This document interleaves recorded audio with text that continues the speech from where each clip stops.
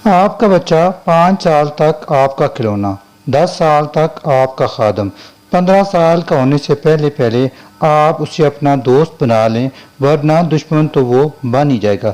مجھے بھی یہ بات بہت سخت لگی تھی کہ 15 سال کا ہونے پر ہمارا بچہ ہمارا دشمن کیوں بن جاتا ہے۔ آپ کا بچہ پہلے 5 سال آپ کا کھلونا ہوتا ہے، سارے گھر کا لاڈلا، ہر ایک کی آنکھ کا تارا۔ آپ اسے بھرپور وقت دیتے ہیں اور وہ آپ کو بھرپور پیار دیتا ہے۔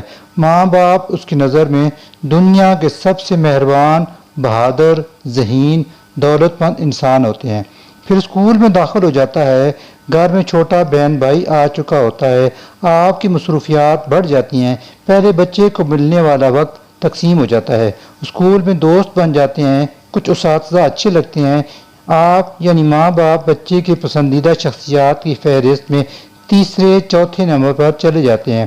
10 سال بعد ایک بار پھر ٹاپ 10 لسٹ کی بدلتی ہے، پہلے نمبر پر دوست، پھر کوئی ٹیچر، فلم، ٹی وی کا کوئی فنکار، کرکٹ یا فٹ بال کا کوئی کھلاڑی آ جاتا ہے۔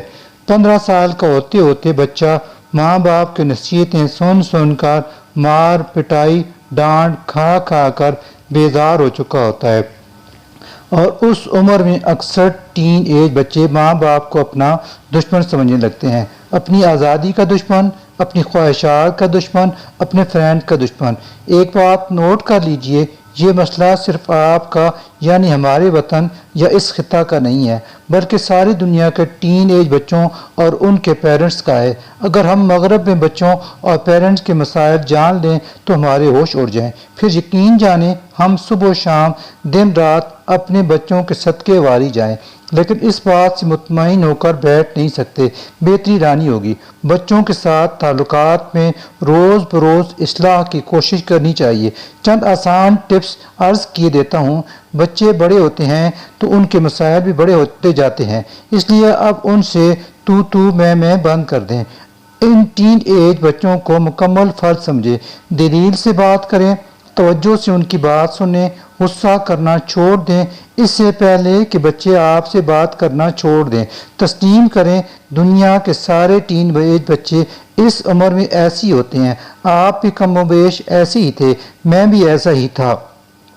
حوصلہ افزائی کیجیے بچوں کی اور ان کے کام کی، مثلاً آپ نے اچھے رزلٹس کے لیے جو مستقل مزاجی سے محنت کی ہے، یہ بات قابل تعریف ہے۔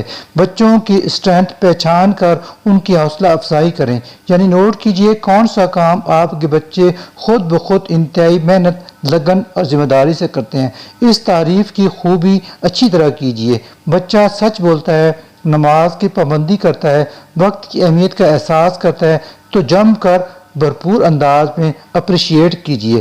بچوں کی کامیابیوں کو سیلیبریٹ کریں۔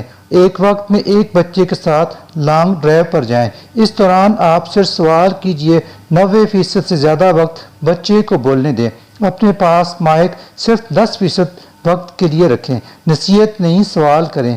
بچہ آپ کی بات سنجیدگی سے نہ سنتا ہو تو خاندان کے کسی فرد یا ٹیچر جن سے وہ انسپائر ہو کی مدد لینی چاہیے، ان کے ذریعے حکمت کے ساتھ انہیں موٹیویٹ کیجیے۔